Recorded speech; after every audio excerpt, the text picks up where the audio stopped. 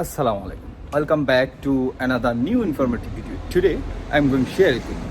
Stay with me. Let's see and enjoy.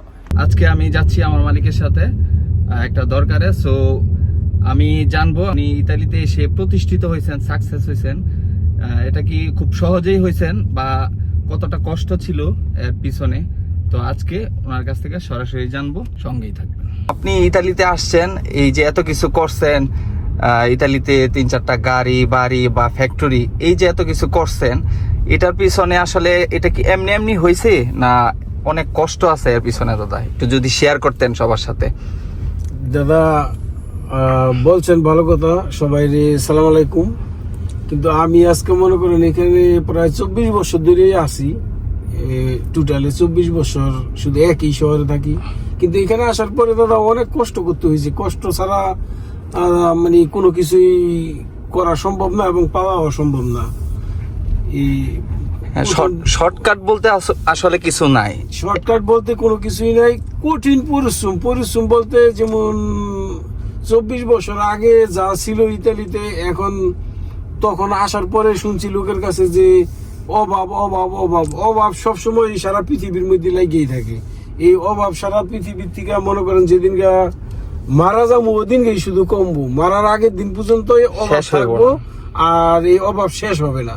জীবিত থাকতে কেউ আর আশার চাহিদার শেষ নাই, মরার পরে যদি তার চাহিদা শেষ হয়। কিন্তু এখানে আসার পরে মানুষ অনেকে চিন্তা করে কি যে অতি সহজে সবকিছু বুঝি পাওয়া যায়, মানে একজনেরটা দেখা, কিন্তু নিজে মানে কইরে না, একজনেরটা দেখা অনেক কিছু পাওয়া যায়। আমরা যারা আছি তারা সবাই মনে করি কি আরে অমুক এত করছে, কিন্তু এখন যে আসছে সে হইল মাত্র 3 দিন হয়েছে, আর আমি হইলাম 30 বছর চলি। 30 বছরের একটা শ্রমিক মানে কাজ করা, আর 3 দিন যে আসে সে যদি আমার ওইটার দিকে ফলো করে তাহলে সম্ভব না, কোনোভাবেই সম্ভব না, মানে সম্ভব না। যদি আল্লাহ তারে দান খুলে দেয় তাও সে এটা ক্যাপচার করতে পারবো না, কারণ 30 বছরের বার সে কিভাবে 3 দিনে সম্ভব করবো। অনেকেই মনে করে যে আমেরিকা, ইতালি, কানাডা, অস্ট্রেলিয়া যাইলেই মনে হয় যে আমি কোটিপতি হয়ে যাবো। আসলে শর্টকাট বলতে কিছু নাই, এগুলা কঠোর পরিশ্রম করতে হবে জীবনে। অনেক সময় লাগে, সময়ের মানে তুলনা নাই। তারপরে কারো ভাগ্যে ধরে, কারো ভাগ্যে ধরে না। যদি সে ভালোভাবে চলে, আর ভালোভাবে না চললে সে কখনই পাওয়ার কোনো তার যোগ্যতা নাই। মোট কথা ভালোভাবে চলতে হবে অবশ্যই, যদি সে কোনো কিছু একটা করতে পারে। আপনি ইতালিতে যখন প্রথম আসছিলেন, মানে প্রথম কত মানে আপনি বেতন থেকে শুরু করছিলেন? আমি আমার কথা বলতে গেলে আর আপনাদের বর্তমানে যেই সমাজ, এটা অনেকটা পার্থক্য। কারণ কি আমি 14 ঘন্টা মিনিমাম 14 ঘন্টা ডিউটি করছি। প্রথম মাসে এক এলিমেন্টারিতে বাঙালিদের সাথেই 14 ঘন্টা ডিউটি করছি, মাত্র 150 টাকা বেতনে। 150 শুধু 150 এরও, তখন শুধু 150 এরও বেতনে 14 ঘন্টা ডিউটি করছি। সে মালিক আমারে তখন খাওয়াইছে এবং থাকার জায়গা দিছে। আর তখন আমার কাগজও ছিল না, তো এইভাবে কাজ করছি। কিন্তু তখন দেখছি যে আমার এই 150 টাকা যদিও না দিত তাইলে আমার আরো বেশি বিপদ হইত, কারণ আমি 10 টাকাও নিয়ে আসি নাই দেশের থেকে, 10 টাকাও নিয়ে আসি নাই। 150 টাকা আমার অনেক খাওয়া থাকা ফ্রি। এই 150 টাকায় 14 ঘন্টা ডিউটি করছি। অনেক সময় 14 ঘন্টা না, আরো বেশি ডিউটি করতে হয়েছে। দেখা গেল যে রাত্র 3টা পর্যন্ত ডিউটি করছি, 3টার পরে আবার রাত্র 6টা বাজে, 6টা না 5টা বাজে আবার উঠটা বেরিয়ে গেছি। কারণ কি মালিকের তখন কাজ, মানে দেখা গেল যে লরি আসছে, গাড়ি আইব, এইগুলা মাল কেরি করা নামানো, এই ঝামেলা নিয়ে আর কি। তার সে যখন যেমনি বলছে ঠিক এমনি করছি, কোনোদিন ব্যতিক্রম করি নাই। পরে আস্তে আস্তে মানে শরীর মনে করেন যে অসুস্থ হয়ে পড়ছে এত কাজ করার পরে। পয়সাটার কোনো দিকে তাকাইছি না, শরীর অসুস্থ হয়ে যাওয়া, পরে এসে ওই কাজ ছেড়ে দিছি।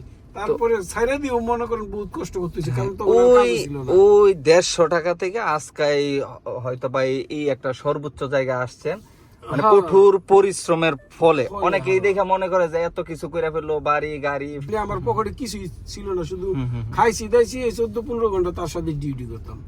এইভাবে দিনও গেছে।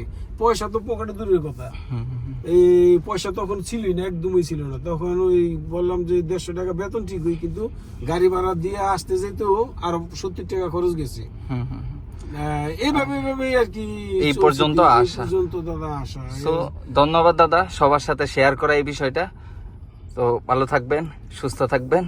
না, আর আপনাকেও আপনার জন্য ধন্যবাদ। দীর্ঘায়ু কামনা করি এবং আরো সর্বোচ্চ জায়গায় পৌঁছেন আপনি, অবশ্যই শুভকামনা রইল।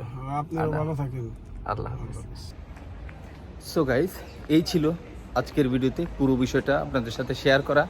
সো আপনারা যারা ভাবতেছেন ইউরোপে আসলেই আপনারা শর্টকাটে কোটিপতি হয়ে যাবেন, অবশ্যই এতটা সহজ নয়। তো আলটিমেটলি আপনারা যদি ইউরোপে আসতে পারেন, তাহলে একটা সময় আপনি যদি ধৈর্য ধরেন, অপেক্ষা করেন এবং কঠোর পরিশ্রম করেন, তাহলে আপনি এরকম সর্বোচ্চ স্থানে সর্বোচ্চ জায়গায় আপনি পৌঁছতে পারবেন, এটা 90% শিওর। সো সবাই ভালো থাকবেন, সুস্থ থাকবেন, আবারও চলে আসবো নতুন কোনো ইনফরমেটিভ ভিডিও নিয়ে। আল্লাহ হাফেজ।